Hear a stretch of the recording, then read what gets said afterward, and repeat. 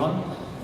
Tonight we have a very interesting speaker, Alfredo Saad Filho. I'm sure most of you have read some columns of his. He writes for Jacobin among other stuff, and I'm very honored to have him tonight. And I will be, let's say, I will talk to him after his speech. So the event is planned as follows. First, he will speak for around 40 minutes or something like that. Then we have a conversation. I'll ask him some questions. You know, when we met first time here 2 days ago, he was asking all the time some questions. He's very sharp-minded. He asks very critical questions. Short questions but questions that sum everything. And I was doing all the talk all the time. Tonight we'll reverse the roles. I will ask the questions. So be prepared, Alfredo. And I'm planning that to be around half an hour, and then we'll open the floor for questions for around 20 minutes or something. We'll see how it goes. I don't know what else to say. I mean, Alfredo has much more interesting things and wiser things and smarter things to say than me, so I will leave everything to him. What else? I also want to thank Kiran Vasilya, he's over there, for recommending Alfredo for this event tonight. He was his student at the University of London a couple of years ago. And tonight is the final day of the first part of this festival. And yeah, that's all. So Alfredo, the floor is yours. I won't limit your time, let's say, to 40 minutes, but if you speak for maybe 1 hour, I will let you know that, it's been 1 hour. Okay, thanks.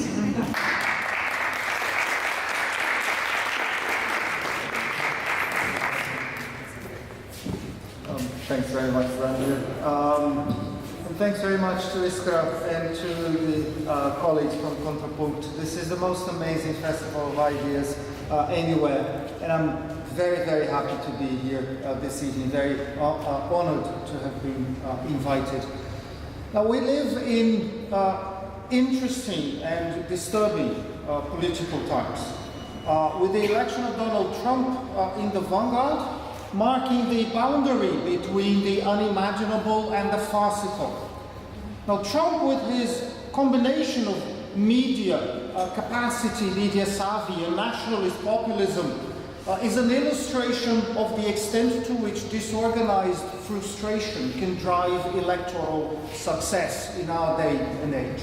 And Trump is not the only example of the politics of the extreme. We have been following in recent times authoritarian governments being installed in a wide variety of countries, with my own country of Brazil as one of the latest examples.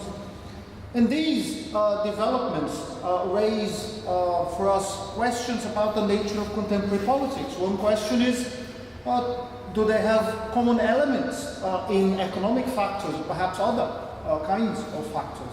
Another type of question is, do they represent something that is historically unique? Is this capitalism as normal, just a little bit strained by economic crises and by so-called fiscal austerity? Or is there a new political order emerging? And this is my topic for today. Is the microphone working okay? Yes. Right. Sorry? I just put one of your building, so it's fine. Okay, thank you. I will start, as one does, with my conclusions. And these are my 4 main conclusions. First, in 2007, there was a severe crisis within neoliberalism that illustrated the limits of the reliance on finance as the driver of global capital accumulation. Initially, back then, the crisis was taken by many people as a fatal crisis of neoliberalism. But it turned out to be nothing of the sort. The reproduction of the system of accumulation was never actually threatened by alternatives. And in most respects, neoliberalism was actually strengthened and not weakened during the last decade. Conclusion number 2 is that the policies and practices that were associated with neoliberalism and financialization were drawn into question just after the global crisis. And in the domain of ideology, the notion that finance could sustain prosperity forever, that myth was shattered. After the crisis, what we saw was unprecedented state intervention to rescue finance through the provision of unlimited support to the largest financial institutions in the world that were then taken under public ownership and targeted for bailouts with then easy access to funding at minimal interest rates through emergency asset purchases and then quantitative easing. A decade later, we see that those responses did not lead to a renewal of economic performance, even on the very limited scale that we experienced in the 1990s, much less in the scale of the post-war boom in the advanced countries in the West. We are now finding ourselves, widely accepted, we are now finding ourselves entering into a secular stagnation with no end in sight. My third conclusion is that the economic trials of neoliberalism have been compounded by an escalating crisis of democracy and by a drift towards authoritarianism in a growing number of countries, with the rise of spectacular leaders that drive right-wing exclusionary programs backed up by new types of mass movements of the far right. And I will argue that this cannot be reduced to an easily reversible advance of untenable projects led by self-centered or thieving or megalomaniac politicians.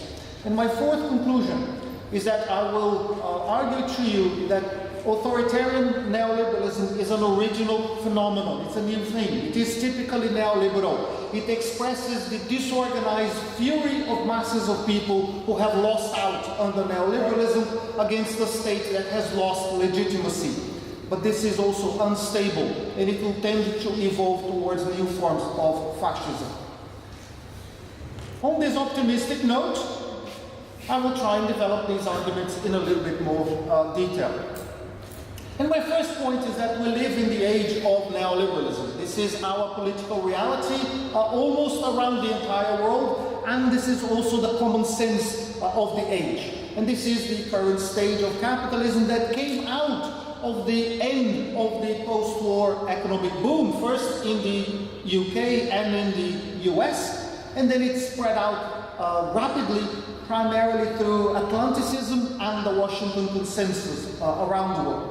Now, the most significant feature of neoliberalism is the financialization of production, the financialization of exchange, the financialization of social reproduction, meaning the subordination of economic and social reproduction by the accumulation of interest-bearing capital.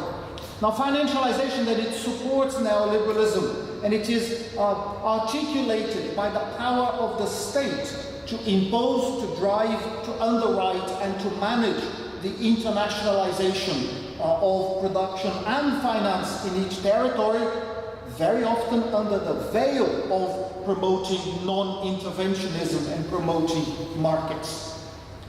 And these are processes that are mutually reinforcing, and they have allowed the financial institutions to appropriate an increasing share of the total value produced around the world. For example, in the United States, the profits captured by financial companies rose from a little over 10% of total profits in the immediate post-war period to a peak of about 41% of total profits in 2002.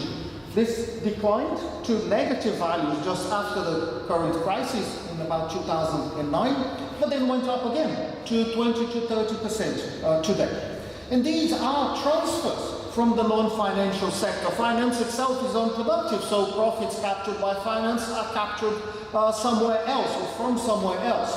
And they have contributed in a very, very powerful way to the polarization of incomes under neoliberalism. So under neoliberalism and under financialization, you have a recovery of profitability after the crisis of Keynesianism, and you have rising inequality as well. Now, this is an interpretation of neoliberalism as a stage of global capitalism based on financialization, and this leads to a series of interpretations of changes in patterns of growth, investment, production, employment, finance, and consumption, again, around the world. And in this system of accumulation, some countries have been able to sustain very impressive rates of growth, particularly in Northeast and Southeast Asia, with China becoming the export assembly hub of the world. But neoliberalism did not lead to global convergence. And what neoliberalism did at the global level was to create new patterns of uneven development and combined development, where you find enormous prosperity in certain countries and in specific regions, benefiting particular groups of the population that are in common discourse called the elites or the oligarchs, or the top 1% or the top 0.01%, whatever you want to call them, a staggering prosperity that is combined with new patterns of poverty and the reproduction of poverty where it already prevailed.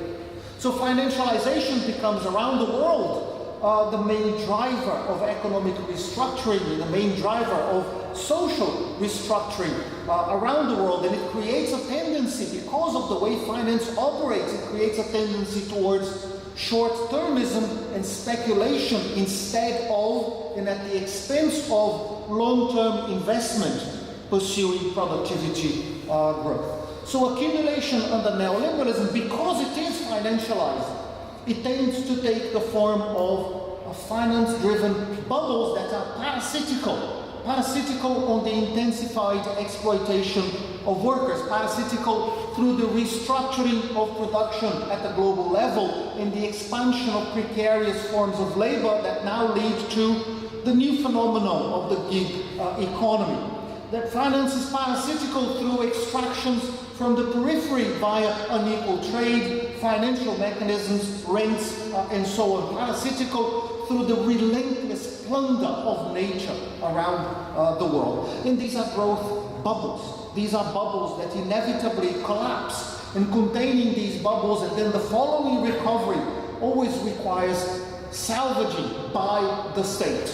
Cycles that started back in the early 1980s with the international debt crisis that then led to the US savings and loans crisis of the mid-1980s, then the stock market crashes of the 1980s and 90s, then the Japanese crisis, and then the underperformance that came since the late 1980s, then the crises in several middle-income countries at the end of the 20th century, then the dot-com financial and housing bubbles of the 2000s that ultimately led to the global financial crisis that we have experienced in the past 10 years and the limited recovery that followed. So, financialization around the world has been attached to falling levels of investment, an increasing volatility within and between economic sectors, within and between nations as well. So these are contradictions and limitations of neoliberalism and financialization that have led to underperformance at the level of the economy, underperformance compared to the golden age of the post-war in the West, even though neoliberalism and financialization have created unprecedentedly favorable conditions for accumulation. The victory of the West in the Cold War, the collapse of most nationalist movements in the global South, the liberalization of trade, finance, and capital movements around the world, the unparalleled support to accumulation provided by competing states, the reduction of taxation and transfers and welfare provision in most countries, the decline of the traditional forms of resistance, trade unions, peasant movements, left political parties and left social movements, and the ideological hegemony of a completely bogus, false, but vociferous free market capitalism. You give capitalism everything it wants, every victory it could dream of, and what happens? Nothing. They achieve lower and lower economic growth rates, and since 2007, the deepest and the longest economic calamity and the slowest and weakest and most distributionally regressive economic recovery on record. So this is, to me, the economic paradox of neoliberalism. The delivery of extraordinarily favorable conditions for accumulation has been associated with a complete inability to capitalize on them. That is a problem. Now, this relationship between financialization and neoliberalism that I am stressing time and again, this has been historically through three periods, divided by the early 1990s and then more recently by the global crisis. And these are clearly more logical than chronological dividing lines, but this is good enough for us as a starting point. The first period of neoliberalism is a transition. It's the shock phase. It is the change from the previous system of accumulation when you promote private capital aggressively and with very little regard to the consequences. And this transition to neoliberalism requires heavy state intervention to contain labor, to disorganize the left, to promote deliberately the transnational integration of domestic capital and finance, and to put in place the new institutional framework. And that starts back in the 1970s with the military coups in Uruguay, in Chile, and Argentina, then followed by Thatcherism, by Reaganism, and by their consequences in the advanced economies, and then by structural adjustment in Latin America and sub-Saharan Africa since the 1980s, and then the transitions to capitalism in Eastern and Southeastern Europe in the 1990s, and this phase closes with the East Asian crisis in the late 1990s. And then we move on historically to a second phase of neoliberalism, a mature phase, a third wayist period within neoliberalism that was a kind of a reaction to the dysfunctions and the limitations of the first phase. And the second phase, the phase of mature neoliberalism, it focused on the stabilization of the social relations that had been imposed in the previous period.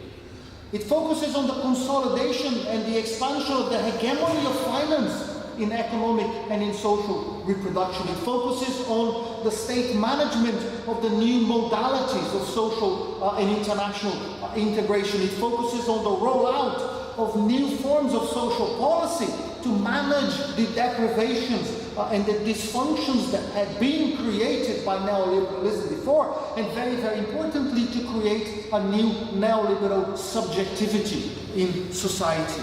And in this context, the ideology of self-responsibility was incredibly important, because self-responsibility, the neoliberal ideology for all of us, it deprives individuals of their collective capacities. It values consumption above everything else. It places the burden of success and failure on the isolated individual. If you fail, if you do not become rich, it's your fault. That's your problem. And it suggests that every social problem, to find a solution, it needs the greater and greater individualization of society and financialization of social interaction. So after the great financial crisis, we move to a third phase of neoliberalism. Now, after mature neoliberalism, what comes? Comes a phase with less legitimacy that follows from the absolutely stunning economic collapse, the astronomical cost of the failures of financialization. And then connected to this, the perception that neoliberalism had driven an accelerated and socially unacceptable concentration of income and wealth, and that neoliberalism had created unpopular patterns of employment and patterns of social reproduction that could not be justified. And then the realization that even though neoliberalism had had all the possible favorable conditions to itself, the restructuring of the relationships between state finance and industry had not delivered a renewal of accumulation with macroeconomic stability. On the contrary, it had the biggest crisis since the 1920s. And these were developments that were reinforced by increasingly repressive forms of rule and validated by selective discourses and practices of nationalism and racism.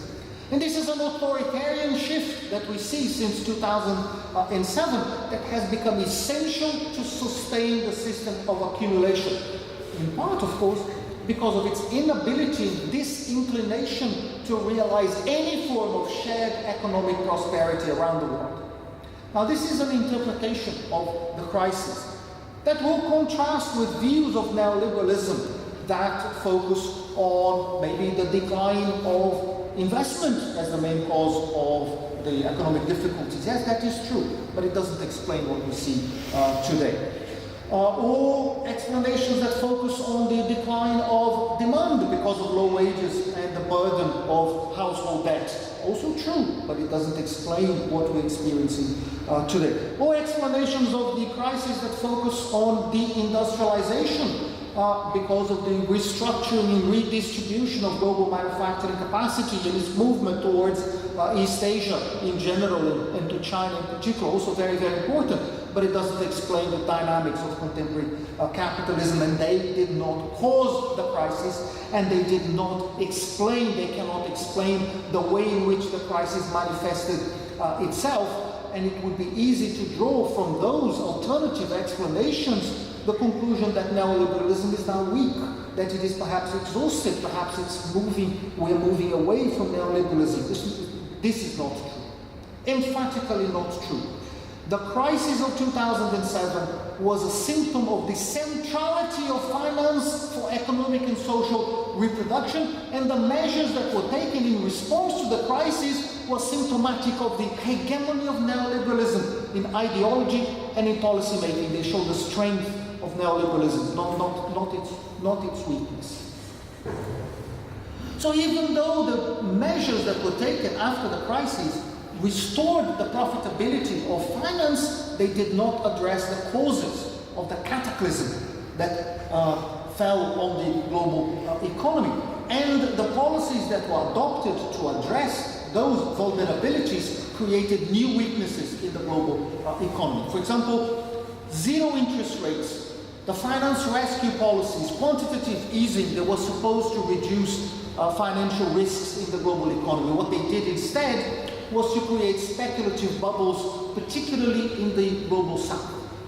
Between the start of the crisis and the year 2015, the total debt of financial corporations increased by $12 trillion.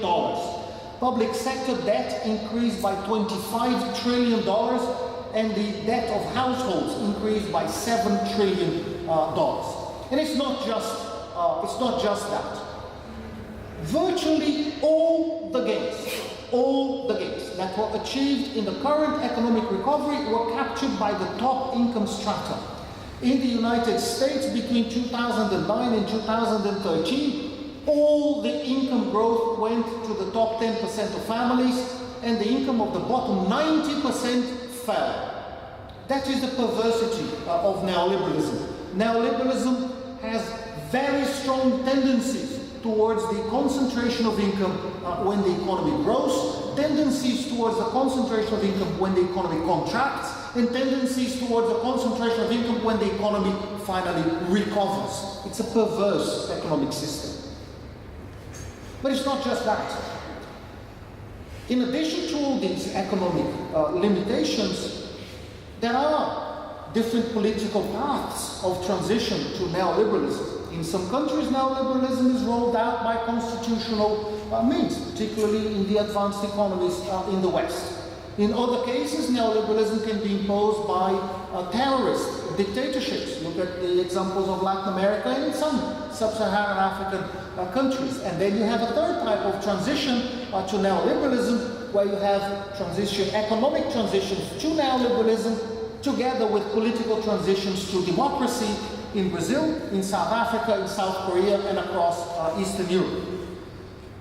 Through all these paths of transition, a democratic political form of neoliberalism spread out during the 1990s. But these were neoliberal democracies. Those neoliberal democracies that spread out, they were very different from the political forms that were associated with the classic, in inverted commas, liberal period in the West before the First World War, or very different from the social democratic compact after World War II. And there were limitations in those neoliberal democracies at three levels. The first limitation is that neoliberal democracy is circumscribed, it is very limited. They include necessarily an institutional apparatus that is designed to insulate decisions about economic policy from interference by the majority of the population. So substantive choices about social provision, about the composition of output, about the structure of employment, about the distribution of income, they are all transferred to supposedly technical institutions, ministries of finance dominated by neoliberal policymakers, independent central banks captured by finance and mandated to deliver inflation targeting, or mandated to deliver exchange rate pegging, and then mandated to rescue financial institutions when it becomes necessary. And treasury departments that are constrained by law to limit themselves to maximum fiscal deficits unless they need to provide unlimited resources to finance. You are limited by privatized utility companies that are ultimately owned by transnational banks and transnational hedge funds that control public provision, and then dominated by regulatory agencies that are captured by conglomerates that are nominally under their own authority. And you have policy making being done by business associations, by international organizations, by the European Commission, by the US Treasury Department, by the US State Department, and by their local enforcers. With a system of authority that is supported by a judicial system that is tasked with the job of enforcing the laws created by neoliberalism itself. And these structures transferred to finance the allocative functions that were previously performed by the state, and they locked in neoliberalism institutionally. The consequence was the reduction of the policy space that should be available to the institutions of a democratic state, together with the contraction of the space for legitimate opposition. Increasingly, what we find is normal politics being reduced to the competition between shades of neoliberalism in a heavily regulated political market. Politics became about New Labour versus moderate conservatives in the United Kingdom. It became Clinton Democrats versus establishment Republicans in the United States. Center-left versus center-right in Canada, in France, in Germany, and in Italy, and so on. And the limits of their disputes were very tightly controlled by an aggressive right-wing media.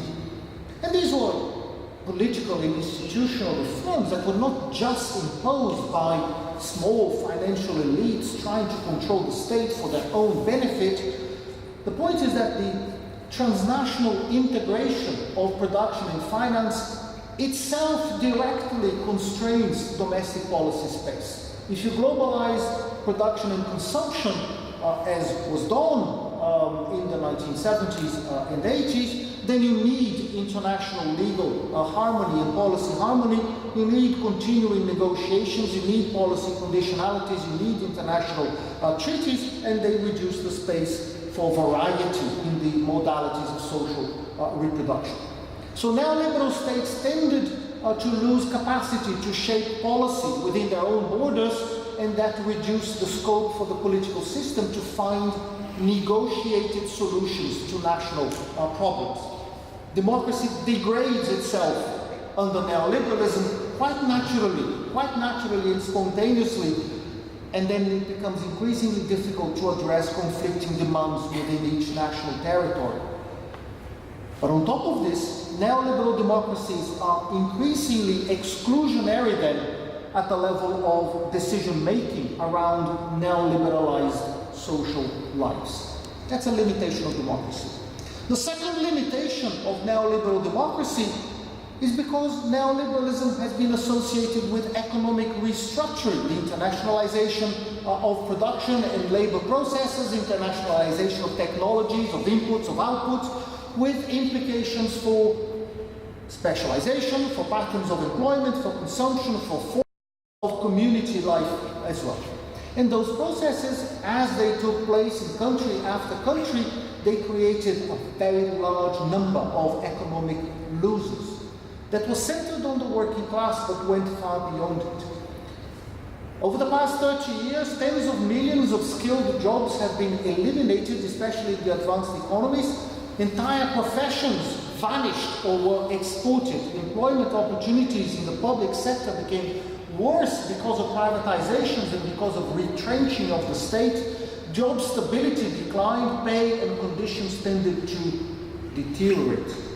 There were very severe losses for the informal workers who lost the prospect of stable employment. And skilled workers started to fear the export of their jobs, and then they had to tolerate the stress of overwork because patterns of employment became more and more precarious, even in formal workplaces. The middle class had similar pressures to deal with. They became indebted, impoverished, anxious, and increasingly vulnerable. That's again a limitation of the political system.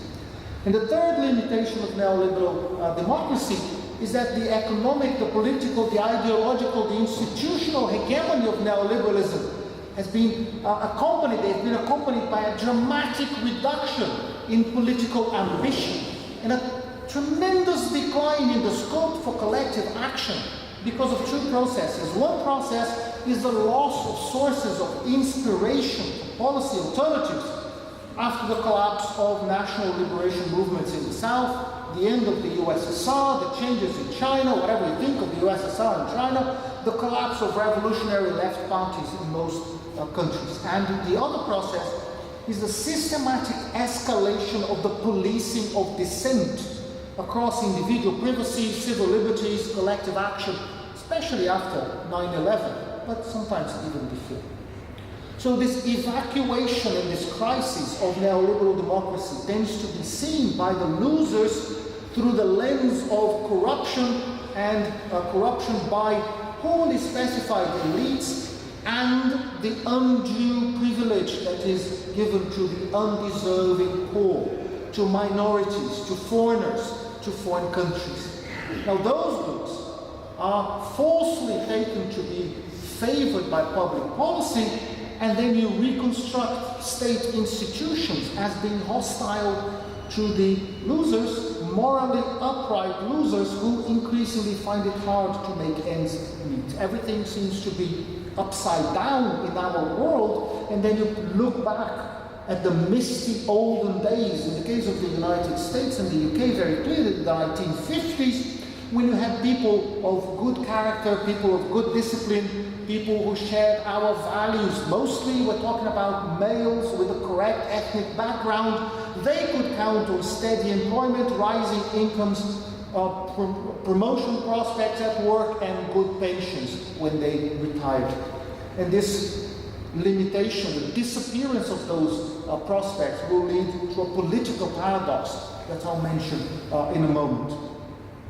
Now, because of the fragmentation of society and the ideological hegemony of neoliberalism, the demands of the losers tend to be framed in very general terms and based on simplistic discourses drawing on common sense, and then a universalist ethics, meaning the demand for acceptance within the system of accumulation, the demand for meritocracy and the revulsion at corruption, so aiming to reform the system because replacing the system seems impossible. And this is an approach to politics that can lead to demands for the restoration of privilege and based on a classless discourse that uses the ideas of moral values and justice and level playing field, the notion of traditional rights, demands for respect,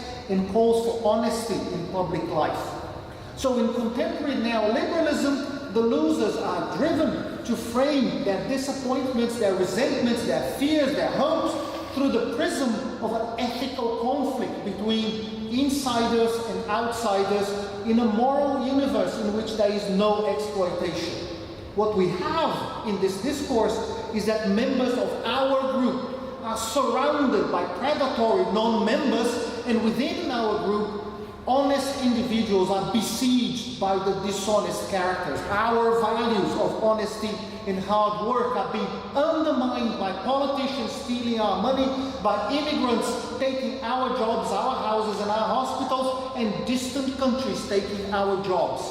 And these are exclusionary discourses, exclusionary tendencies that have been intensified by the fiscal austerity that was imposed after the global crisis, and then intensified by the impact of low economic growth for a decade, and by the awareness of the inequities of neoliberalism.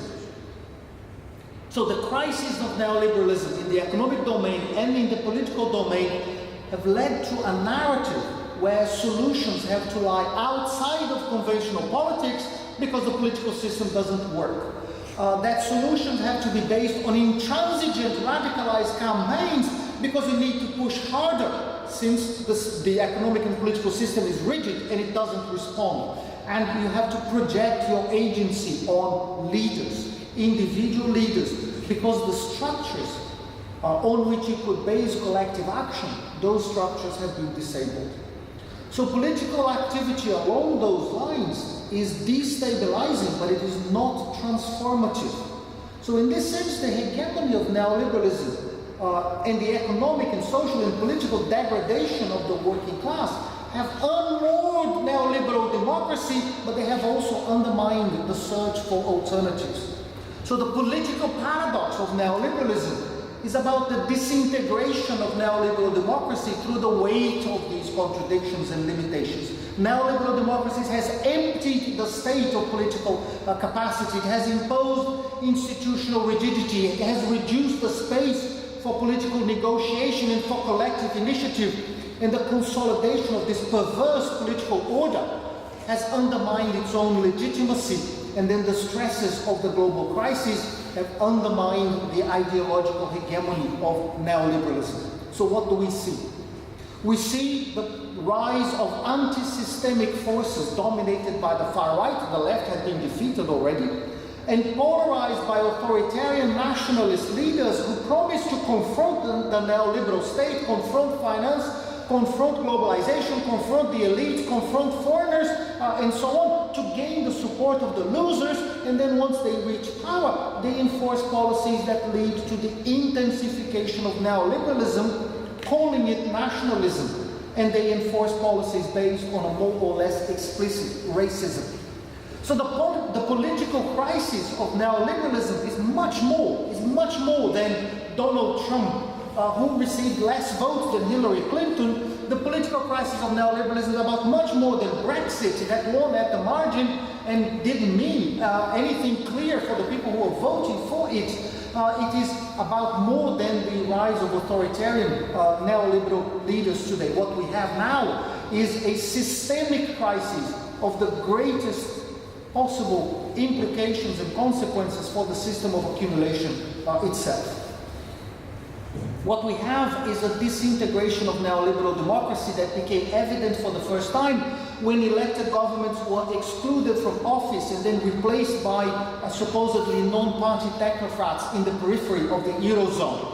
And then after that, the Greek administration that had been elected because of its advocacy of unconventional strategies was forced to abandon those strategies. Then the malaise reached the core NATO countries. Brexit won in the UK, Donald Trump was elected in the USA. In France, Marine Le Pen reached the second round of the elections that were won by Emmanuel Macron, unconventional as he is, leading a party completely aligned with neoliberalism.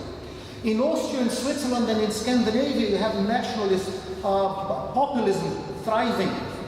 Across the eastern periphery of the EU, you have far-right politicians thriving on the basis of exclusionary and xenophobic programs. Across the global periphery, you have authoritarian leaders winning elections by whatever means. In Argentina, in Hungary, in India, in Russia, in Turkey, you have dissenting governments being discarded and pushed out of office in Brazil, in Egypt, Honduras, Paraguay, and Thailand, with escalating pressures on Nicaragua and Venezuela. You have policies being pursued by those authoritarian administrations focusing on repressive and racist forms of neoliberalism, justified by unwieldy combinations of national values and the need for austerity.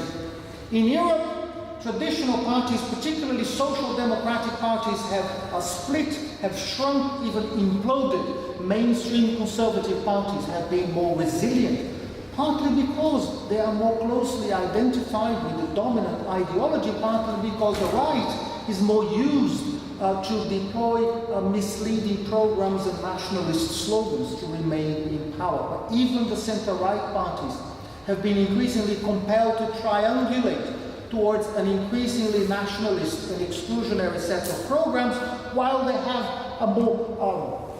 an even more radical new generation of nationalist parties and neo-fascist movements threatening their core vote from the right. So it's clear then that the rise of authoritarian forms of neoliberalism is not a transitory blip that will inevitably fail and then lead back to normal centrist, third-wayist, evacuated neoliberal politics, and this is not a marker of the end of neoliberalism.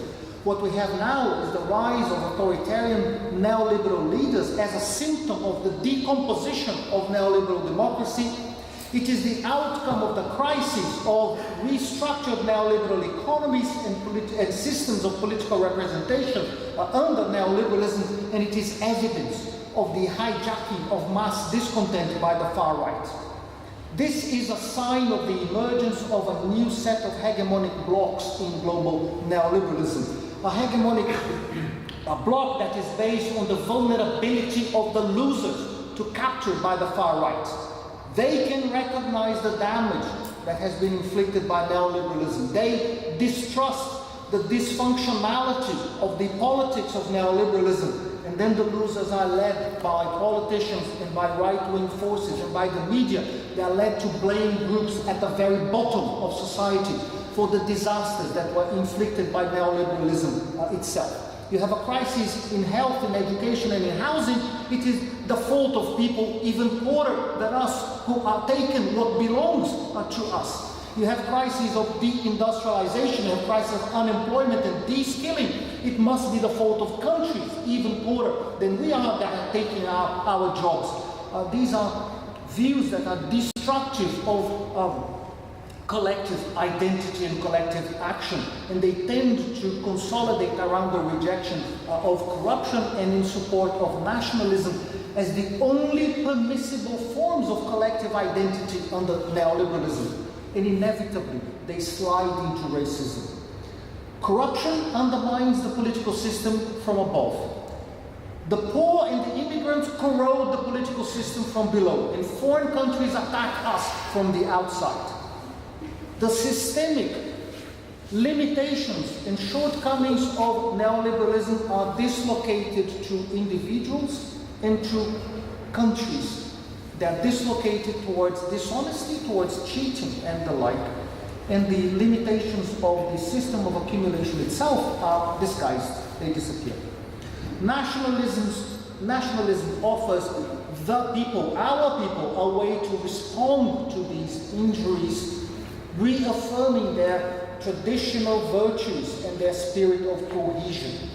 And this is what's being used now to justify reactionary programs based on appeals to common sense, fronted by supposedly strong leaders who can talk honestly, who can represent the people, who can get things done by force of will, underpinned often by claims of business capacities demonstrated in their previous lives.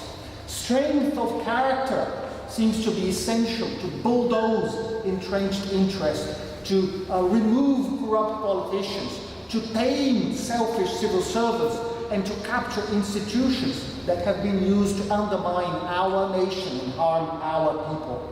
Now, these are authoritarian neoliberal leaders that made their way into power by means of clever ploys, through expensive advertising, through planned agitation, and by brute force, in order to implement a radicalized neoliberal program based on conservative politics, and then using the state to steamroll the opposition. This is not populism. This is not Bonapartism under neoliberal conditions. This is the politics of demagogues. It's the politics of con men is a politics of illusion, of people who have risen to power by exploiting opportunistically the fractures in the neoliberal order.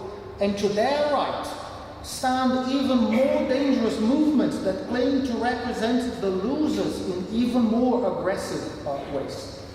We have got the transformation of authoritarian neoliberalism into a material force because of the desperate search by the losers for ways to short-circuit a political system that is unquestionably jammed, and then to try and obtain gains for people who are now tired of losing out, tired of being disadvantaged, and tired of seeing others, presumably, gain at their expense. So the paradox of authoritarian neoliberalism is that it leads to the personalization of politics through the emergence of spectacular leaders that are not tied down to any form of stabilizing intermediary institutions. They have no solid, often political parties or trade unions or social movements, and much less the law. Those leaders are committed to neoliberalism and to nationalism and to the expansion of their own self-referential power. And they promote social economic agendas that harm their own social and political base. When they reach government, they promote a radicalized version of neoliberalism, and they attack all forms of opposition, promoting globalization, promoting financialization, giving even more power to the neoliberal elite that is their core support. Society is divided more deeply, wages fall, taxes become more regressive, social protections are eroded, economies become more unbalanced, and poverty grows. Look around the West. This is what you see. You have a growth of mass frustration, leading to even more unfocused discontent. Conclusion. Authoritarian neoliberalism is intrinsically unstable, and it will give more space and more prominence to the far right. The economics and the politics of neoliberalism will continue to be corroded from inside, and this is likely to lead to modern forms of fascism. Let me finish. Neoliberalism today, I've been arguing to you, is trapped by three paradoxes. And the economic paradox is that it has created favorable conditions for accumulation, but it has been unable to realize those conditions. The political paradox is that the consolidation of neoliberal democracy has undermined the hegemonic political order and the ideology that legitimized it, and has led to the rise of anti-systemic forces dominated by spectacular leaders, with a shift of the political spectrum to the right and increasingly to the far right.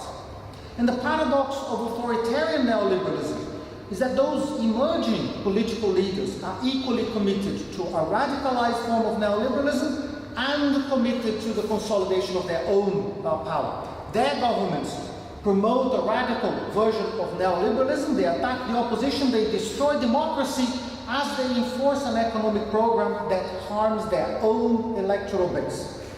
So those political forms, they cannot deliver stability.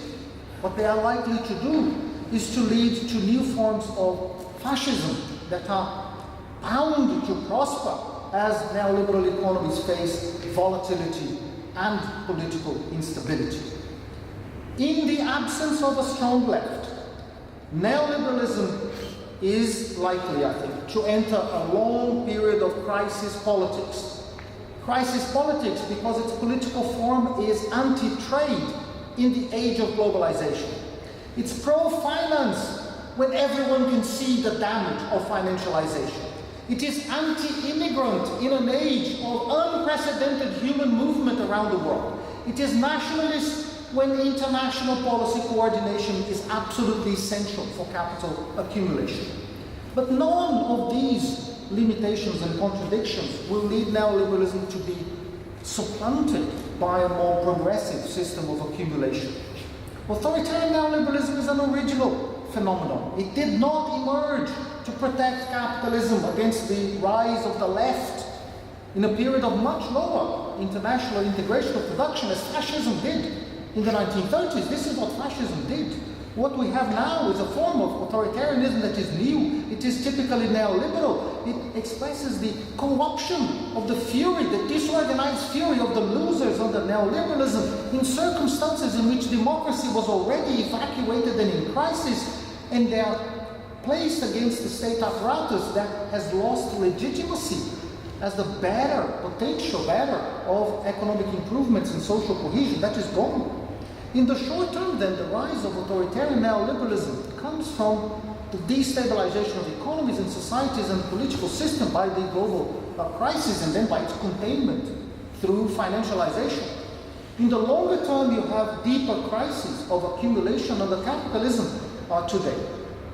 If there are no rivals at home or abroad, then neoliberal authoritarianism focuses on attacking the weak. Attack the immigrants, attack the refugees, attack the poor, attack the women, and so on, all under the pretense of addressing corruption or undue privilege. What do you do then? There remains in certain sectors of the left the idea that you could return to Keynesianism, and then this would lead to more favorable economic and social conditions. But this is impossible, because it does not correspond to the dynamics and the achievements of the global neoliberal economy. A realistic set of alternatives to neoliberalism has to draw, first of all, I think, on traditional left concerns with equality, with improvement in distribution, and with the promotion of collectivity in the workplace and in society.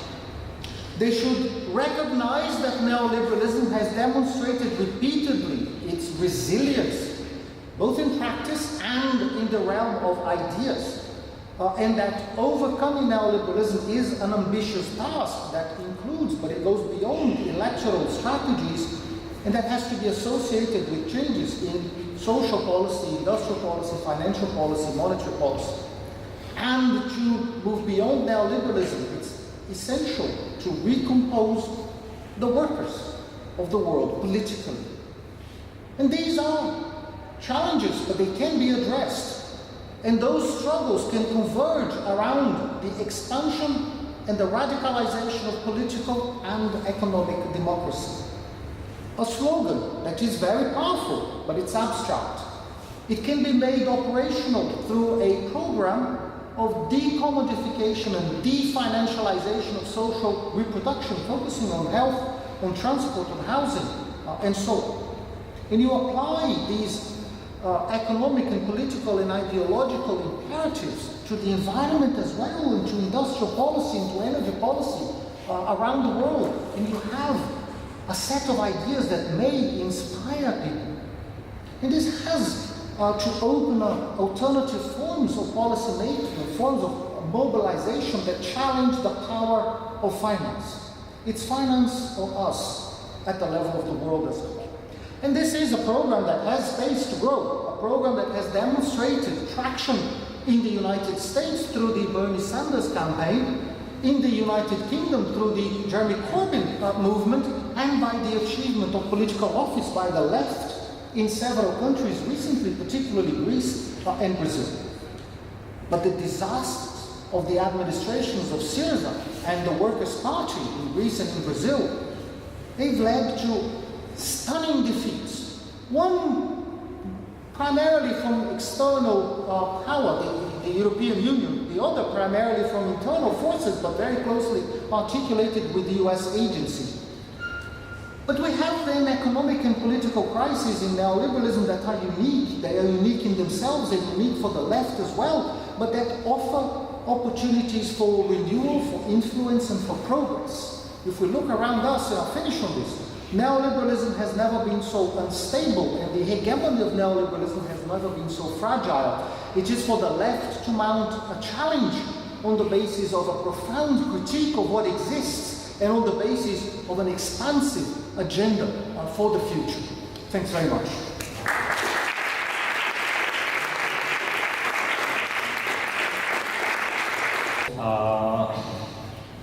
So, my first question would be that, let me start with a comment. I think you're an optimist. You're optimistic about the future. You said that the neoliberalism is likely to evolve into some sort of fascism, and we know how fascism ends. Sorry? It disappears. No. It loses, it disappears. So I think that you're optimistic. If neoliberalism ends in some new form of fascism, that would be good, because it won't survive, it won't last for long. But my impression is that, my opinion is that it won't end in something like that. My impression is that it will end in some sort of moderate, something more moderate than the current authoritarian neoliberalism, like we had after Thatcher, some third waveism, something like that, like you said. And it will continue to work in that way. So it will have basically fluctuations. You know, we have, let's say, bad regime like Thatcher, then let's say the good regime, third waveism, then let's say the bad regime with the authoritarian neoliberalism, then something softer, something like that. Why? Because you know, I think capitalism and neoliberalism learned the lesson. They learned that basically not neoliberalism. Neoliberalism cannot learn a lesson, but capital learned the lesson that if you go with something which is so bad as fascism, it doesn't survive. It fails. So that's my comment, and I mean the question here will be: do you agree with this? Do you think so? Do you think that it will evolve? Something like that will happen? You know, my impression is that you are Marxian in this way. Like, you know, capitalism sows the seeds of its own destruction. But I'm not sure. I think you're optimistic. So I would like you to comment on this. Thanks for this. I've never been accused of being an optimist when I say these things. And just to talk about fascism, to me, implies a tremendous pessimism. I would hope that we wouldn't get there. And I think, in fact, you're the optimist here. I'm not sure that we can go back to what existed before. And I'm not sure that simple fluctuations between more extreme right-wing politics and less extreme right-wing politics will continue to be the pattern. I think this was a pattern in the past. Take France as an example of this kind of fluctuation, of a political system that is very pendular, or tended to be very pendular, and then suddenly it collapsed. And Macron emerges as a new candidate representing a completely new political party that is aligned with neoliberalism, but it is itself completely new. But the old National Front continues to prosper in the background, and who knows what is going to happen now. The decline of fascism, the fascism that emerged in the 1930s and 1920s, 30s, 40s, was triggered by the war. It was not a spontaneous collapse of that form of government. And it collapsed after the war, partly, largely, because you had an anti-fascist force in the form of the Soviet Union. And you had large movements, organized movements of the working class and the left around the world. None of these conditions hold today.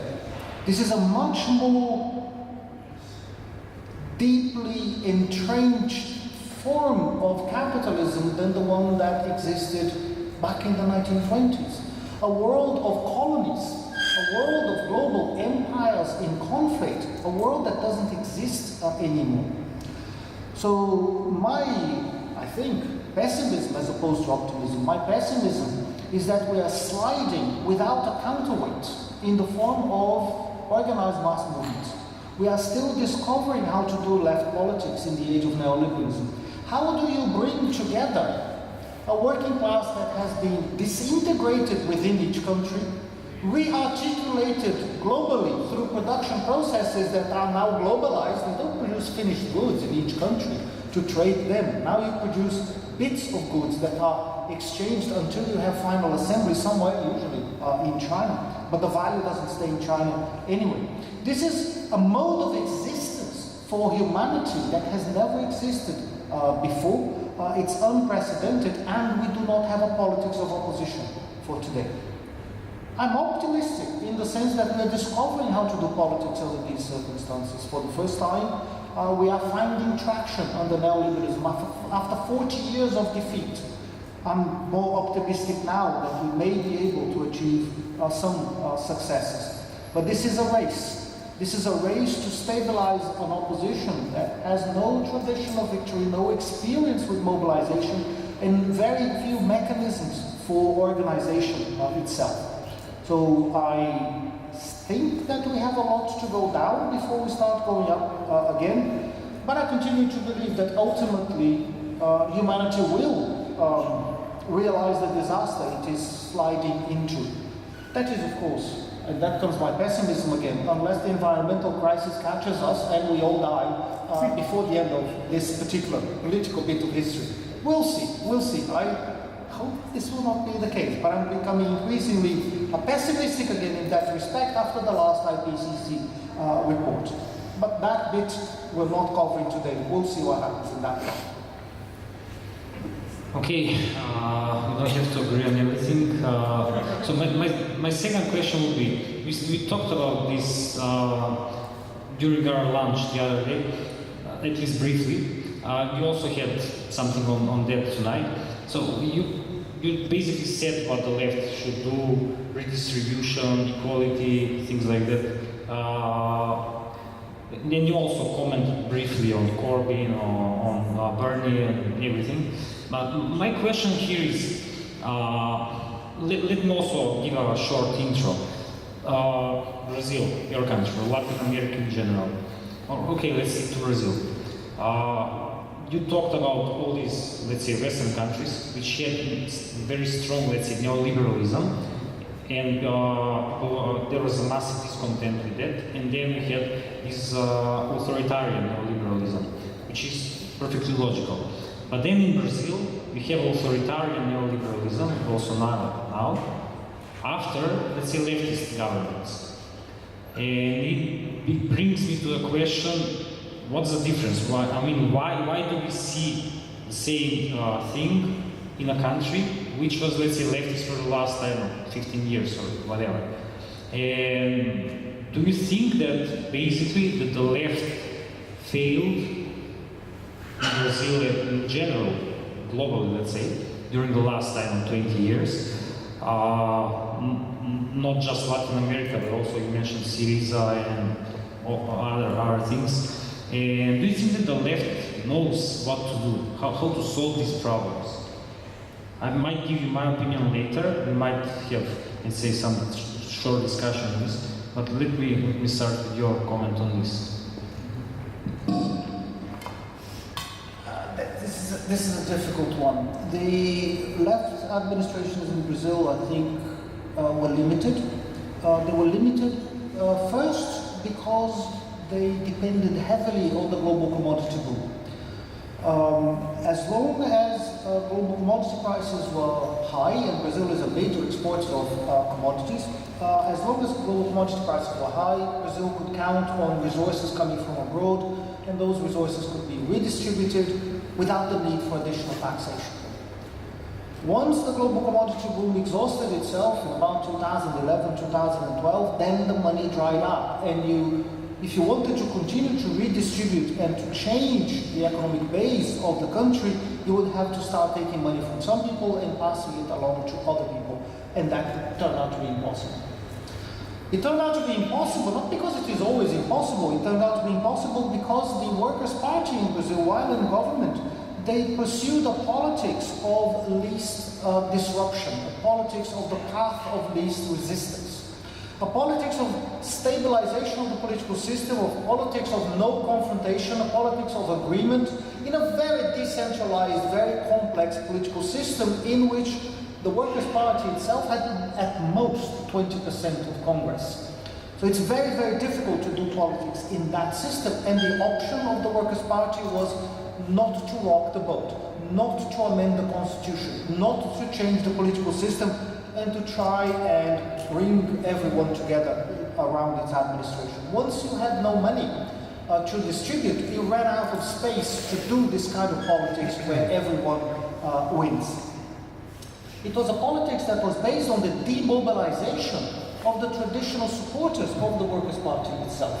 And it shows that in a society, in the case of Brazil, a society that is very deeply marked by authoritarianism and by slavery. Brazil was one of the last countries in the West to abolish slavery at the very end of the 19th century. A society that is based on authority. Slave societies are based on authority. You obey because you have to obey. And that is the structuring, the organizing principle of Brazilian society. Once you have a party of outsiders ruling the political system, you may tolerate that as long as they are capable of delivering economic prosperity. But if the outsiders cannot deliver economic prosperity, then why are they in power after all? If it's to not distribute, if it's not to generate additional wealth for us, we might as well be in power. And this is what was done in Brazil. They removed those outsiders, those interlopers, and put back in power the people who traditionally, in inverted commas, belong there. So it was a rebellion of the right, a rebellion of the elites, a rebellion of the privileged that in these specific circumstances of Brazil, cannot be generalized, but led to an outcome that converges with processes going on around the world. Around the world, this drift towards the right, this shift towards political figures with no root in the traditional system. Take Donald Trump as an example. An outsider to the political system. Somebody who was known, however. Somebody who was on television. Somebody who was a failed entrepreneur. Trump burned a large chunk of the fortune he inherited from his father. He's a terrible businessman, but a very successful TV presenter. Now, Jair Bolsonaro, who just won the presidential elections in Brazil, was nothing. He was absolutely nothing. He was a federal deputy for 28 years. The only thing he did in Congress was to make outrageous statements that would bring him to the media for 3 or 4 days, and then he would disappear again. And after a few months, he would make some other absolutely unacceptable statement. He would go in the media and then disappear again. And this is the political figure that rises in a country in crisis, in the deepest economic crisis in recorded history, in a political crisis that has no precedent in the past 100 years, more than 100 years. And this is the person who now embodies the hopes of a large chunk of the population. But it's not just that. It's not that people were stupid and therefore voted for him. Jair Bolsonaro won across the board in most states in the country, won by 70% of the votes in most urban areas, won the support of every single business association and every major businessman and woman in Brazil. It is a man who came out on top in a political system that is sophisticated, but a political system that is structured to reproduce privilege. It's not geared to the distribution of success, opportunity, inclusion. That's not what the Brazilian political system is for. So it's a different dynamics compared to the United States, for example, or compared to Western Europe. But it is a dynamic that converges around these rivers of authoritarianism that we see rising in the world today. The exit for Brazil will be one. I cannot tell you what it's going to be. I have no idea. We haven't even started the journey yet. But there will be an exit at some point, and there will be an exit for other countries too. But these exits will again be based on changing global circumstances, restructuring perhaps of the global economy, but definitely, absolutely, on new political movements that will emerge in ways that we can't even be certain how they will be organized. But that is where the only possible option lies, in the mobilization of more people, younger people, aware of the limitations of this new form of politics under neoliberalism, and that will bring enthusiasm and motivation and optimism, a historical optimism, not our optimism or pessimism here, but a historical optimism that different forms of social organization are possible, different types of institutions are possible. I don't know how long this is going to take, but I'm absolutely confident in this sense. Again, I'm a total optimist. This will happen.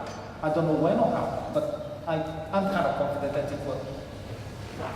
I agree with you that Brazil, also Venezuela, especially and other Latin American countries, had some kind of, let's say, strike of capital against the left, let's say, and that's why you had Bolsonaro and other developments there. But I also think that the left is to blame, at least partly, because my opinion is that the left failed, especially after the commodity boom. So during the commodity boom, during the flood of money from abroad, let's say, the left knew what to do. They were basically giving this money to the poor. But afterwards, when that money stopped coming, then the left just didn't know what to do. And also during the flood, during the good years, the left didn't do much to prepare to build a country, to build an economic system which will work for the poor. Basically, we are just taking money from rich countries, let's say, developed countries, giving that money to the poor people in the Latin American countries. There was no development which was based on some fundamentals. It was basically redistribution from somewhere abroad, and it cannot be sustainable. It can never be sustainable. So another thing, my point here is that the left in Latin America didn't know what to do, failed. They didn't know how to develop the economy. Another thing is Syriza. Another example is Syriza in Greece. We had a referendum there. People said no. The government said yes. So they stepped back during their on their promises. Why? Because they didn't know what to do. They were bluffing. They didn't know what to do if they don't stick to the program of the Troika. They didn't have a solution. If you ask me as an economist, the solution was very simple. Default, don't pay the debt. If necessary, exit the euro. If necessary, exit the EU, and then start developing your country. But they didn't know how to do that. Maybe the solution was very simple like this. It's always much more complicated to do it, to implement that. They didn't know how to do that. So my impression is that the left had its chances. It received chances during the last decade or whatever. It doesn't happen often. In this world, it's very hard. You have to wait for a long time to get such a chance, and then it failed. So, what does the left have to, let's say, to learn from these lessons in order not to fail again? I agree with you on the diagnosis. I absolutely agree that across Latin America, it was a politics of redistribution, not a politics of wealth creation, in the sense of having an industrial policy, restructuring the economy, restructuring the political system, and a politics that is just based on redistribution of money coming from abroad is not a sustainable policy, because global conditions will always fluctuate, and if you are a peripheral country, you will suffer from that. I also agree on your comment about Syriza. They didn't know what to do, and I remember discussing with members of Syriza before they came to power, and asking, so what are you going to do? And they would say, oh, we're going to negotiate, and the Germans will agree. Okay, but what if the Germans don't agree? No, the Germans will agree. The Germans, they will agree. And I kept thinking to myself, okay, these guys have got a very secret plan. Why would they tell me? Okay, why would they tell me? There's no reason why they would tell me. But of course they've thought about it and they know exactly what's going to happen next. It turns out they didn't know what to do next. It turns out they had no idea what to do. And they had all the chances because it was obvious that this was going to be the major problem. Now, to base your entire strategy on expecting the other side to do what you want them to do is not a very sensible strategy. And I agree with you that they had to default. They had to exit the euro if necessary and exit the EU if that was the case. But you cannot call people to vote on a referendum and then betray the result of the referendum. You cannot do this. That is a massive problem for that particular government at that moment in time. So, the left has chances on very occasional moments. The political system is not geared to distribute power towards the left. It's geared towards managing power within the right, there are generations, cycles of the left, different lefts for different moments in time. You had one left at the end of the 19th century, beginning of the 20th century, and you have a break after mid-20s into the 1929 crisis, up to the end of the Second World War. You have a different left after the Second World War, based, in the case of the West, mass social democratic parties, big trade unions, and so on, this traditional social democracy that is now finished. They're finished. The big trade unions are finished. The social democratic parties, they're finished. Look at Germany as a significant example, or France or Italy, etc. But there may be a new cycle of the left now, the left that emerges under neoliberalism. And that is the left that we're still discovering how to organize. The left that is coming of age with social media. The left that is coming of age with the youth that grew up under the impact of the international, the global financial crisis. The left of a new generation that has forgotten how the left used to be organized in the past and is reinventing mass politics for the age of neoliberalism. It's a left that will have to find its own path. And I see the job of my generation as a job of passing on some experience, but it's a generation that has experienced primarily defeats. And we will see if the next generation is more fortunate than that. But we can't trace the path very clearly. And there is once again, this massive problem. We can discuss about the financial crisis as much as we want. We can spend the whole night here. But the massive problem is the environmental constraint to growth. The environmental constraint that limits the scope for adaptation of capitalism or finance, etc., and that limits our choices. It is so big that usually, especially when economists discuss these things, the option is to not talk about it because it's so enormous and the implications are so severe. But we are nullifying our own conclusions by taking this course of action. But let's assume, as economists do, let's assume that there is no environmental problem. The left comes out and invents a new mass politics that is effective, just like the Sanders campaign that did not dissolve after Bernie Sanders was defeated by Hillary Clinton. A left that is around Jeremy Corbyn in the UK, a left that is emerging in other parts of the world as well. And this left is the one that is going to carry us to the next phase, to the next stage, the next cycle of the left that will reinvent itself and then discover solutions. And then maybe when its time comes to get to power and explore the fractures of neoliberalism, they will be aware of these limitations of previous lefts. The limitation of the lack of democracy, the limitation of getting to power and not knowing what to do with it, and maybe think carefully what are the steps towards a more sustainable form of social life in the planet in which we live. Again, these are matters for hope and for the future, for us to see and contemplate and participate and contribute as and when we can. And we'll see what happens as a result of that. Okay, I would just to give you, let's say, my comment on what, in my opinion, what the left should learn from, let's say, especially the mistake of the Latin American countries. One thing is that industrial policy. We all need industrial policy. When the left comes to power, it needs to develop its economy through industrial policy. It needs to develop its own production. It doesn't have to be, I don't know, cars or, I don't know, heavy industry. It can be also high-tech industry, but some sort of industrial policy.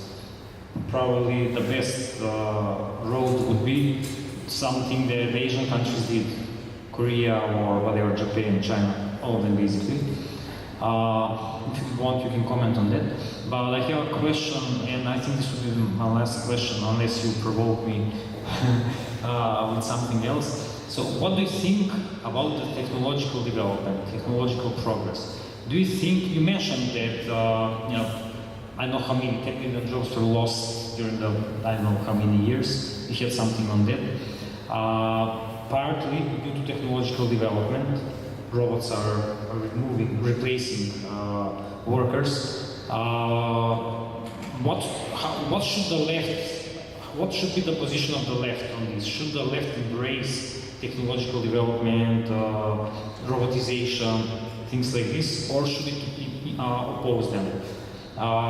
Should the left ask for, let's say, more redistribution when you have robotization or automatization, or should it try to, deal with old-fashioned class questions? And does this mean that the left in the future should be all about redistribution, which means taxation, and especially global taxation, which basically needs some global institutions like, I don't know, the EU or some world tax authority, or I don't know, something like that, something new. So what's your opinion on this, on technology, taxation, redistribution for the future? I absolutely agree with you that the left needs industrial policy. It would be impossible to reorganize the economy and the society without a vision for what you want in the future. That requires reallocation of resources in a purposeful way, and that involves industrial policy. That is what it is about. Industrial policy will take different forms at different moments. We had industrial policy in Latin America back in between the 1930s and the 1980s in the form of import substituting industrialization. We had different kind of industrial policy for different contexts. In East Asia, in the form of export promotion, you have a different kind of industrial policy in the case of China today that involves a complex combination of a number of other initiatives and strategies. The industrial policy for the left in the future will again depend on other constraints and possibilities of the global economy, and we can't anticipate that. We'll have to see in context. Industrial policy for Macedonia is very different from industrial policy for China because the context is evidently very different. But the direction has to be the mobilization of social resources in order to sustain a society that is more cohesive, that is more equal, that is more harmonious, a society that is based on the definancialization, of the argument I made before, definancialization and decommodification of social provision, where health is simple. Health is about you take somebody who is sick and you make them better. Health is about the provision of the basic groundwork for people to be healthy in a healthy society. Similar to education, similar to public transport, similar to water, similar to sanitation, etc., etc. So provide directly the things that people need on the basis of institutional tools and companies and firms and management strategies that are directly focused on social provision and not focusing on profitability for hedge funds based in the Cayman Islands.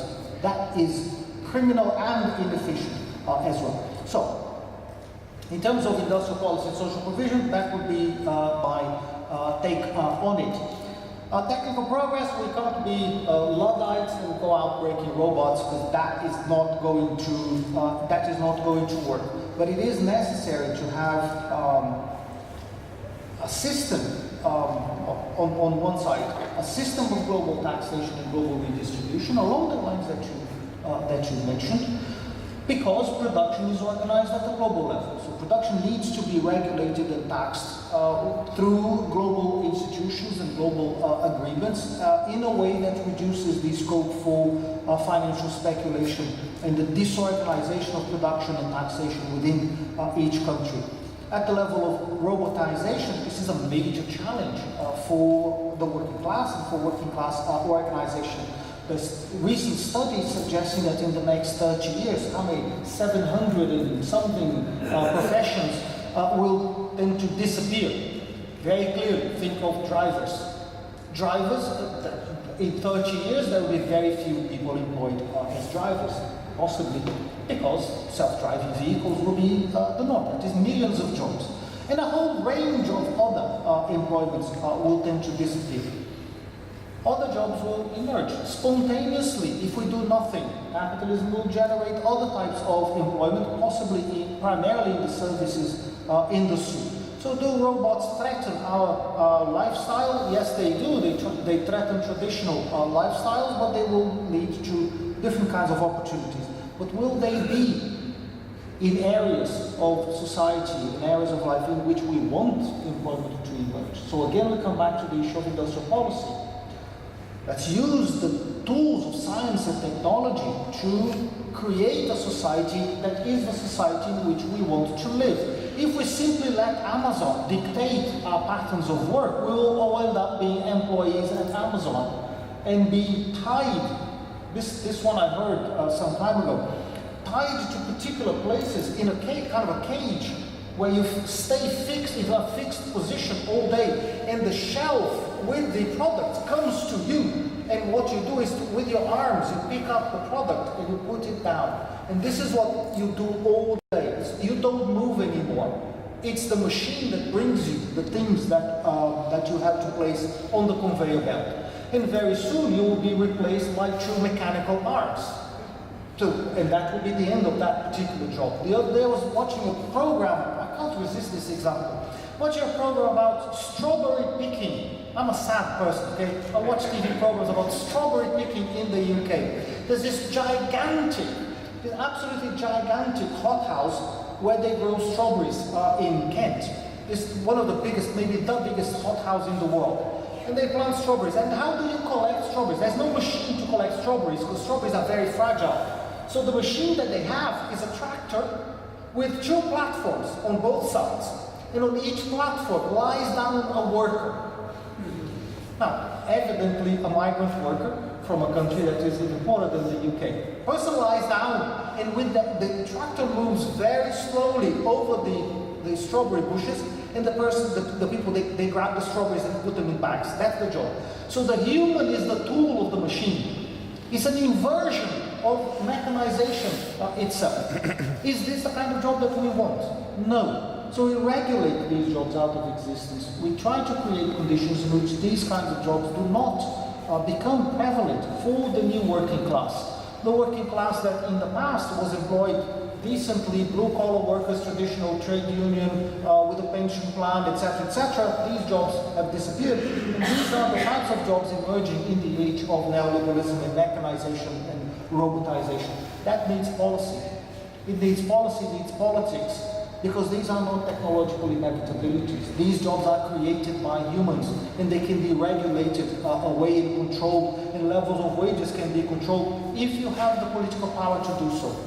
I see no alternative other than this. The science and the technology of neoliberalism can be perverse, but these are human powers as well. At the same time, they can be creative and they can support a whole new generation with more hours of leisure instead of less. A new generation that can express itself in much more creative ways because of the technological basis and the technological level that we have achieved compared to 50 or 100 years ago. So I see enormous potential, immense possibilities, but at the same time, tremendous dangers of forms of labor that are absolutely deadening for the people who have to do those forms of work.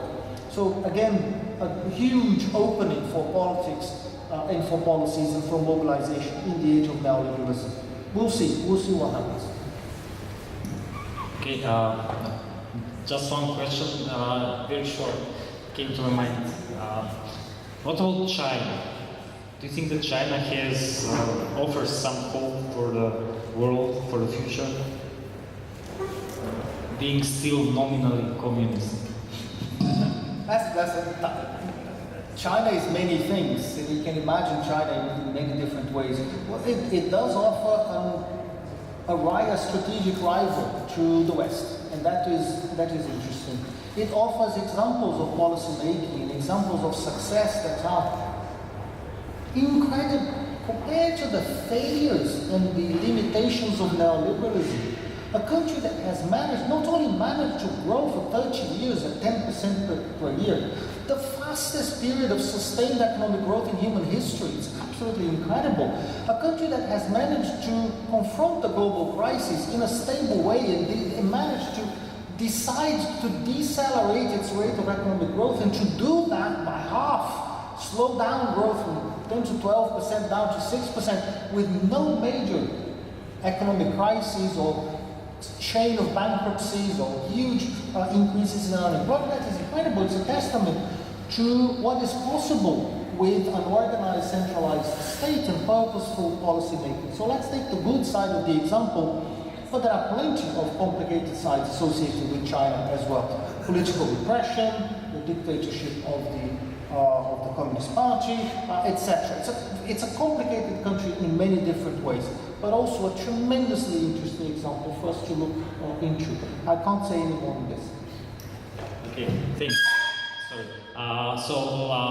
Let's start with the questions from the public, from the audience, and please stick just to one question because I'm pretty sure there are quite a few of you who want to ask something. The girl, yes, blue. Can you please comment on two or actors that I found lacking in your presentations? First, the role of social movements in this new order that's coming to us, and the role of international organizations as orchestrators or as actors of their own. So if they are good users of global public policies and ideas, particularly if you can mention or comment on the role of the United Nations, which has had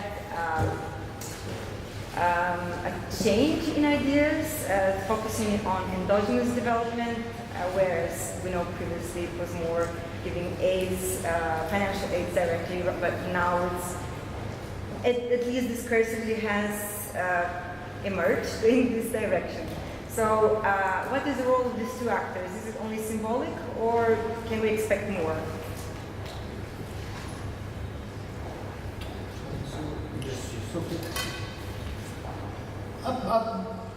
I think I've touched on the issue of social movements a lot. I have an enormous hope and expectation. We'll see how far they can go and how much they can thrive. International organizations, I am skeptical. I worked at the UN for 2 years, and one of the things that really surprised and shocked me is the rigidity of the bureaucracy and the complete lack of any sense of mission within the organization. These are nice jobs to have. You earn a lot of money there, but the number of people, interesting, smart people doing interesting things, that number is extremely small. And you are constantly under pressure by the diplomats from the powerful countries. Constantly limited and harassed by diplomats who want to turn the UN, if possible, into a tool of policy making, international support to those, to the agendas of those countries, but at the very least, to neutralize the UN as a potential avenue and forum for the discussion of alternatives. So a lot of the discourse about inclusive growth, for example, coming from UN organizations or from the World Bank, it's empty. It's just political discourse, it's just words. But if you manage to capture some UN agency, then you can, and some UN agencies have traditionally been associated with more progressive platforms. UNCTAD in Geneva, UNDP in New York, a few organizers. Sometimes you need them, not often. You can use those platforms to have a reputation or to use them because of their prestige and their resources to propose alternatives, and that is good because you can neutralize other more perverse international organizations. But the strength doesn't come from inside. The strength has to come from outside. Those organizations can echo pressures that come from outside, that come from abroad, and those pressures are always filtered through a whole number of layers. So it's difficult to get to that point. But if you manage to get there, then the rewards can be very significant. But of course, I wouldn't center my action there. I would center my action in new social movements, because they will be the source of power in themselves and also the source of potential to influence organizations around the world, and including UN organizations. But I have very little faith in the UN on its own. Please. I would like to say that I will put now a pessimist view of this, because, for example, socialism, leftism cannot sustain if it doesn't connect itself with some other system, like religious fundamentalism or nationalism. And actually I think that here we have a much better expression for neoliberalism, which is non-liberal capitalism. Look, for example, what happened in Romania. They have a social democratic government, but they banned the gay marriages. They became authoritarian. And this is about, as far as I can see, it's going to happen in the other countries because of the reason that you said, that they originate from the social media and from this new age ideology, so to speak, which if you don't have any finances, you will ask for it anywhere. And if you ask for it anywhere, it's going to happen what is happening in Russia. Each time there with Russia in the EU, because each time some party in Europe has an election, they go to Russia, they will give them a grant, and in favor of this, they ask for installation. And almost half of the European Union is now with installation.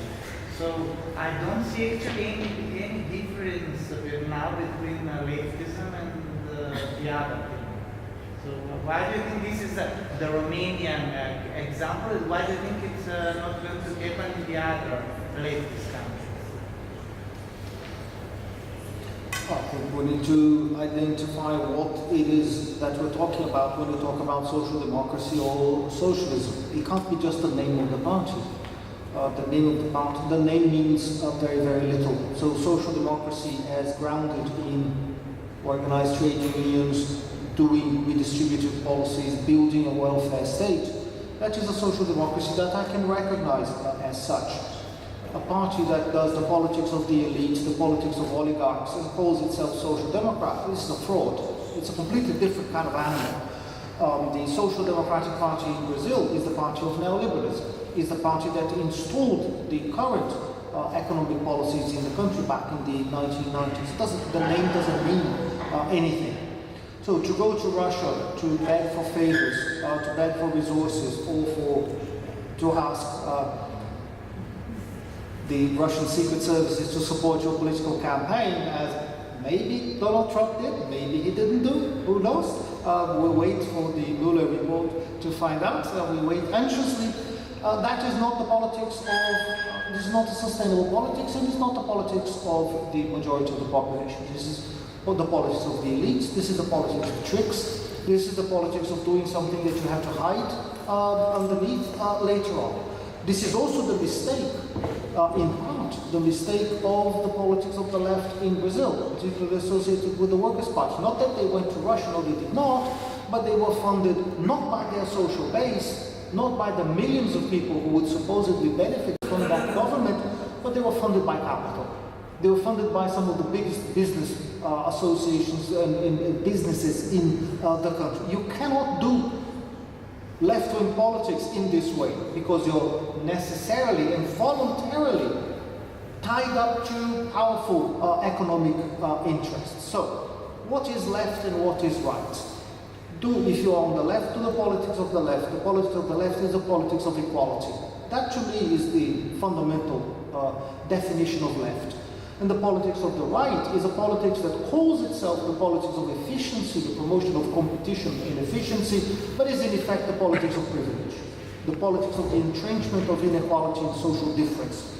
So in that sense, definitely I would align myself with the left, and I imagine the vast majority of colleagues here tonight would align themselves with the left. And now let's see what we can do with it.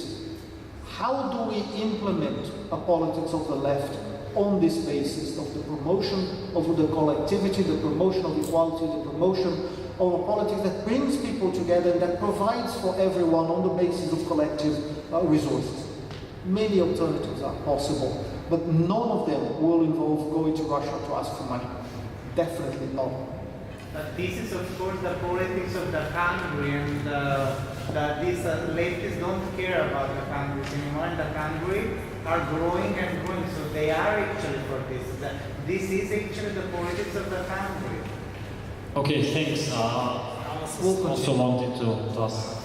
Thank you very much for the great talk. I thoroughly enjoyed it, and thanks, Rana, for asking very good questions, especially about China.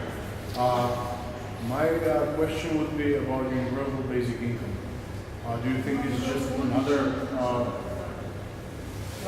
Do you think universal basic income is just another measure of redistribution, or there is more hope? I think universal basic income, if it is implemented properly, it could be a great thing. It could provide for everyone the resources to live on, to have a minimum standard of living in a decent society, and to open possibilities, not just to create demand, but open possibilities for people to realize themselves without the pressing need to go to the labor market and accept types of employment that are intrinsically degrading, like the Amazon employment that I mentioned before, or the strawberry picking that I mentioned before. Eliminate those jobs, just cross them out. But the way in which experiences of universal basic income are being implemented in the advanced countries at least are tremendously degrading themselves. Incomes and transfers are extremely low. They come at the expense of all the other benefits, and the idea is to benefit the state and to reduce fiscal spending instead of expanding it. So this is not what universal basic income was meant to be. And those experiences, I think, should be rejected.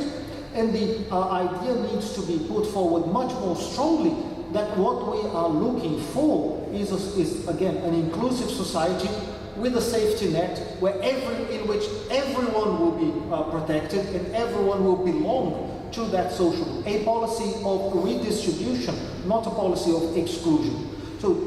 But what happened to universal basic income is a demonstration of the flexibility of neoliberalism. They took a policy that was anti-neoliberal by essence, by nature, by design, and captured it and took out everything that distinguished it and made it what it was, a challenging policy, captured it completely and turned it into an ancillary and auxiliary policy for neoliberalism. That is monstrous, but again, it shows the political, the institutional, and the ideological hegemony of neoliberalism in the society in which we live. Now we have to fight for something that belonged to those who challenged neoliberalism to begin with. This is the world in which we find ourselves. This is a battle we have to fight. But the policy in principle is a good one, I think. Aspects, the globalization. I would eventually ask, what do you think about addressing by the left the growth system of the economy, and linked to it the actual big number of young people that stay marginalized and unemployed, and in this sense the education system that is basically sort of backing skills like useful for the industry, for the bigger employers, etc. So in this context, it would be interesting to hear what you think about left thinking or reasoning on the growth in general as a concept. So this may be much more interesting for the richer and more developed countries rather than smaller countries like our country, for example. And in this sense,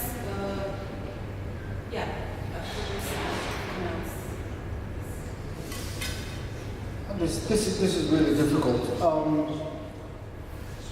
One, in principle, we already produce enough. As a world, we produce enough that people can have around the world a decent standard of living. But because of the distribution of the gains from growth, the world is tremendously unequal, and a very large proportion of the population around the world lives in a state of need. And that is inexcusable, and it is a tremendous structural failure of capitalism. And if you look at the United States in particular, a tremendously rich society that has also immense unattended needs and degrading levels of poverty for tens of millions of people, this is absolutely unforgivable. And the better we redistribute, and the more radically we redistribute and equalize our society, the sooner we can stop growing and then claim less from nature, which will be a good thing for the planet as a whole. But we're not on that course. The course in which we are, as you pointed out, is a course which, among other things, implies degrading patterns of employment for young people in particular. A whole generation that for the first time in the history of capitalism can look forward to having a worse standard of living than their parents had, having worse incomes and job prospects and pension prospects than their parents did. How is that possible if productivity continues to grow around the world? It continues to grow. This is, again, unforgivable for the system as a whole. But the answer is simple. So all the productivity gains have been captured by the top strata of the population, leaving the bottom, the vast majority of people at the bottom of society, worse off. This is unacceptable. It is probably, hopefully, unsustainable. But that is, again, the situation in which we find ourselves in. So it is a state of constant marginalization and unemployment. I was talking to friends in Italy being a dramatic case of a country that hasn't grown for 25 years. And where now we have the whole generation of young people, my Italian friends were describing, that earns very little in their jobs, and what they do is wait for their parents to die, because that's their opportunity to have a flat and have a place to live for themselves. But this is terrible from a generational point of view, from a family point of view, from a historical point of view. How is that possible that we find ourselves in this situation? And then underpinning all this, an education system that does two things in particular, does them well. One is to create a sense of competition. You have to be better than everybody else, otherwise, well, there are few jobs, so you want that job for yourself, implying that everybody else won't have it because you want it, but there are not many jobs, so what do you do? And the other things that education does is to reflect and implement and enforce the capture of skills by capital. So we do increasingly complex jobs with ever more sophisticated machines, but these do not imply that we as individuals own those skills. We've been trained to use those machines. Those skills are reproducible. They belong to a system of education that is very closely articulated with the industrial system that the educational system serves. So we do not have any more artisans who own in themselves particular skills and that can make glass, that can make things, that can use machines to build things that they themselves have realized themselves into as artists do. They are the tools of the machine, increasingly. However sophisticated the computer programs that we can use, but more people can be trained to use the same computer programs. So in that sense, those capacities that we learn at school, they do not belong to us. They belong to a system of reproduction of skills that is much bigger than we are. But that is, again, an efficient aspect from the point of view of capitalist reproduction. That is an efficient aspect of the education system. So in that sense, it doesn't serve the realization of human potential, the actualization of your capacity to contribute in an absolutely unique way, just like you are an absolutely unique human being, to contribute in a unique way to the society in which we live. That is not what education is for. It's not what it is about, and it should be different. But for it to be different in a sustainable way, we need a different kind of economy, an economy that is not based on humans becoming the tools of the machines, but an economy in which humans use machines to achieve a standard of living that is decent for everybody around the world. We're not there, but the technical capacity is there. We can do this as a society if we resolve to do it in a way that was not possible 100 years ago. Because we have material means and capacities and potentials and technologies that are far, far more advanced now, and productivity that is far higher than was the case decades ago. So we can. It's a political constraint. It's not a technical limitation that we suffer from. Do you hear a question? What's it? Yeah, okay. So, please. I have one question concerning going back to the emerging social movements, leftist movements. And also in view of migration movements globally, I was wondering what your take is on citizenship. And yeah, I mean, essentially also the nation state, but I'm more interested in the concept of citizenship, because if we're talking of politics of equality, then one of the effective tools of exclusion is citizenship. And one of them.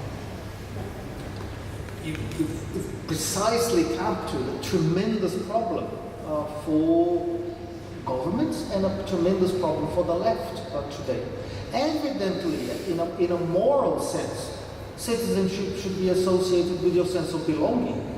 And if you move, and today our capacity and the effectiveness of movement is much greater than before, you may well legitimately claim a sense of belonging in different parts of the world, and you can contribute to the well-being of different parts of the world, again, in your own unique ways.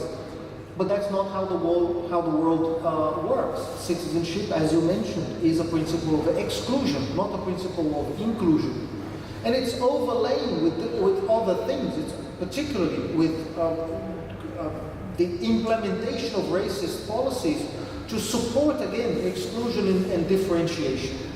So necessarily a left politics has to be a politics of inclusion, of embracing, of respecting people's ability, capacity, inclination, desire to move around and to make their lives in different parts of the world. So I have done this for myself, and I imagine many of you will have lived in different parts of the world, and this is a fantastic thing. It enriches our own lives, and you enrich the lives of other people in other countries as well.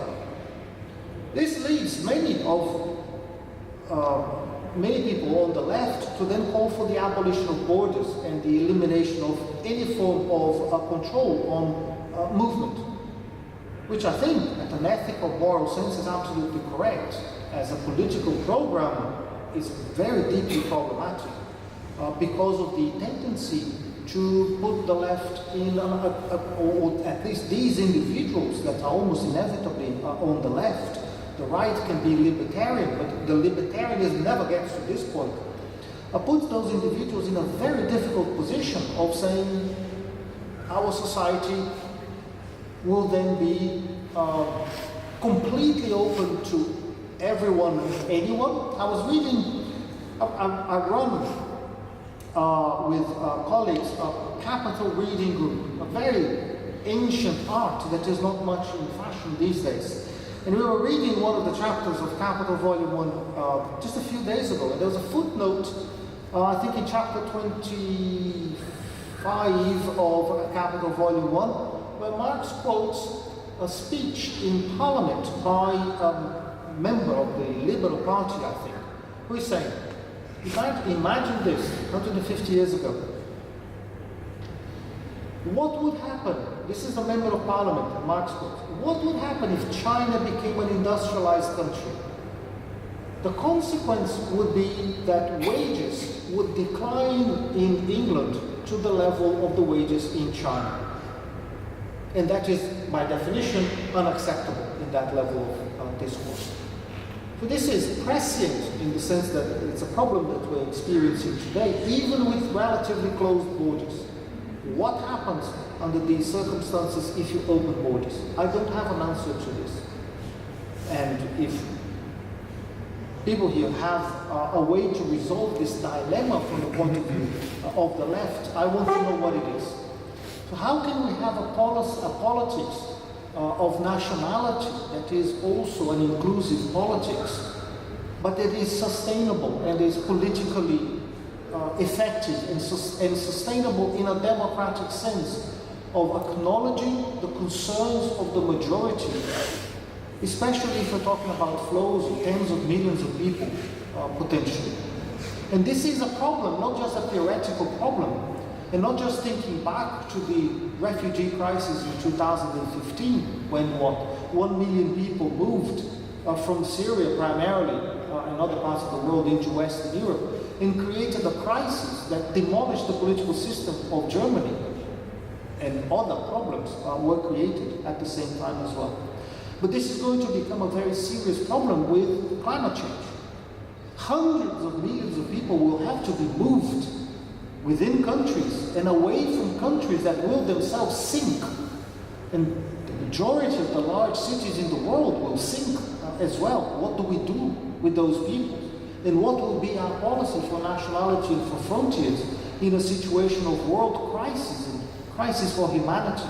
If we leave things as they are, what will happen is the militarization of borders and the brutality in the enforcement of rules of exclusion that we know around the world are becoming increasingly tight and more difficult to negotiate. But this is not the situation we should find ourselves in. Now, how to resolve this, I don't know. And I would welcome ideas, because this is something that troubles me very, very deeply, and I still don't have an answer to it. So thanks for the question, but what I need is an answer. I would stop here because we've been talking for 2 hours. If you have some questions, we may hear them later on. So thank you very much. I think you were really brilliant to engage this audience for 2 hours, and very few people left, so I think, it proves how good you work. And thank you, and let's continue with your questions now. Thanks very much, everyone.